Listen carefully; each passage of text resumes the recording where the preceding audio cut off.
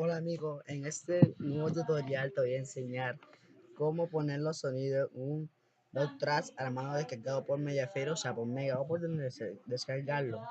Bueno, lo primero que vamos a hacer es dónde está el del archivo. Yo como tengo varios samples, pues vamos a escoger este que está aquí, llamado Luis Menor.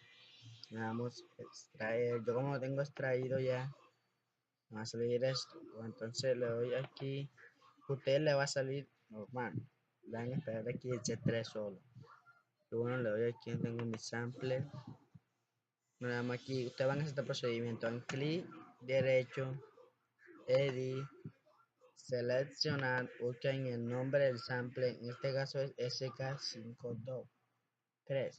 Dan ahí, like y line, ok ya. Bueno, este procedimiento lo van a hacer con todos los demás sonidos. Ok, espero que le haya servido este video. Suscríbanse a mi canal y denle dedo hacia arriba. Chao.